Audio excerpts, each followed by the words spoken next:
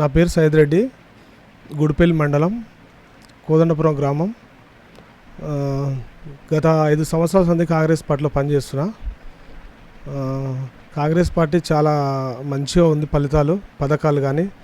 ఈరోజే నాకు 1,50,000 రుణమాఫీలో లిస్ట్ వచ్చింది. నాకు చాలా సంతోషంగా ఉంది. ప్రత్యేకంగా మన దేవరకొండ బాలనాయక్ గారికి చాలా కృతజ్ఞతలు తెలియజేస్తున్నాం. ఈ విషయంలో రేవంత్ రెడ్డి గారికి కూడా చాలా సంతోషంగా ఉంది. 6 గ్యారంటీలలో కూడా అన్నీ అమలవుతున్నాయి. చాలా ఫ్రీ బస్సు మంచిగా ఉంది, రుణమాఫీ మంచిగా ఉంది రైతులకు. అదేవిధంగా రైతులకు మన రైతు బీమా కూడా ఇప్పుడు కొత్త వాళ్ళకి అప్లై చేసుకొని లిస్టులు వచ్చింది. ఆ లిస్ట్ కూడా మన ఇంటి దగ్గర అతికిచ్చారు. చాలా సంతోషకర విషయం. లేని వాళ్ళకు కాంగ్రెస్ పార్టీ పాలన మాత్రం చాలా మంచిగా ఉంది. ఇలానే మంచి మంచి పథకాలు కాంగ్రెస్ పార్టీ పెట్టి ఇంకా 10 సంవత్సరాలు కాంగ్రెస్ పార్టీ అధికారంలో ఉండాలని నా యొక్క అభిప్రాయం. మేము మా కోదండపురం గ్రామ పంచాయతీలో మాత్రం మేము మా బాలనాయక్ కొరకు మాత్రం చాలా కష్టపడ్డాం.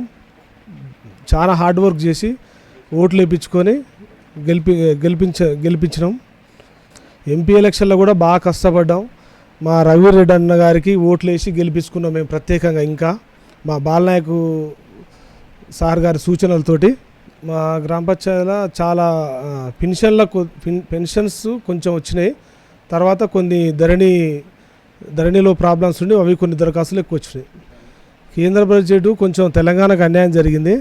కొంచెం ఆ విషయం మాత్రం కొంచెం ఇబ్బందికరంగా అనిపిస్తుంది బీజేపీ ప్రభుత్వం మీద. చాలా మంచిగా ఉంది ఇది రైతులకు కానీ. నెక్స్ట్ 500 బోనస్కు కానీ బడ్జెట్ కేటాయించడం రైతుల గురించి రైతు బడ్జెట్గా ఉంది, పేదల బడ్జెట్గా ఉంది మంచిగా. గతంలో టీఆర్ఎస్ ప్రభుత్వంలో ఉండి కొన్ని పనులు కాకపోవడం, పాలన కొద్దిగా సరిగా నాకు మాత్రం ఒక రకంగా ఆ పాలన కొంచెం నచ్చకనే నేను కాంగ్రెస్ పార్టీలోకి వచ్చి కాంగ్రెస్ పార్టీ మా ఎమ్మెల్యే బాలనాయకని గెలిపించుకొని కొంచెం ఇప్పుడు పనులు మంచిగా జరుగుతున్నాయి. మాకు మంచి హ్యాపీగా ఉంది. మాజీ ఎమ్మెల్యే గారు ఓడిపోవడానికి కొంచెం కారణం అంటే వ్యక్తిగతంగా జనాలతోటి అనుసంధానంగా ఉండకపోవడం, కొంచెం లీడర్లు ఎవరు ఏం చెప్తే వాళ్ళ మాట విని కొంచెం కార్యకర్తలను ఇబ్బంది పెట్టడం, అలాంటివి కొన్ని మనం తెలుసుకున్నాం. కొంచెం నచ్చక కొంచెం మనం కాంగ్రెస్ పార్టీకి రావడం జరిగింది. వచ్చినా కూడా మాకు చాలా సంతోషంగా ఉంది. బాలనాయక్ గారు గెలిపించుకున్నాం, మంచిగా హ్యాపీగా ఉంది. ఒకవేళ ఓసీ రిజర్వేషన్, జనరల్ రిజర్వేషన్ వచ్చి నాకు అవకాశం ఇస్తే మాత్రం ఖచ్చితంగా పోటీ చేస్తా. మా గ్రామాన్ని అభివృద్ధి పదాలు నడిపేయడానికి నేను సిద్ధంగా ఉన్నా. సర్పంచ్ కానీ ఎంపీటీసీ కానీ. ప్రధానంగా పెన్షన్ సమస్య ఒకటి ఉంది, భూమి ధరణి సమస్యలు ఉన్నాయి, ఇంకోటి రోడ్డు సమస్య ఎక్కువ. అన్ని గ్రామ పంచాయతీ వర్క్స్ అంటే ఇప్పుడు ఇంకా కొత్తగా ఏం లేవు. అవి పెడితే మాత్రం ఇప్పుడు ఆల్రెడీ శ్మశాన వాటిక అయిపోయింది. మా రోడ్డు సమస్య పెద్దది ఉంది మాకు. ఇక్కడ నుంచి కోదండపురం నుంచి సాగర్ హైవే వరకు సమస్య ఉంది. ఎంపీ గారు గెలిచిన తర్వాత ఎమ్మెల్యే గారు నాకు తెలిసి ఒక 10 times వచ్చిండు ఇక్కడ. ప్రజా సమస్యలు అన్నీ తెలుసుకుంటాడు, పదే అడిగి.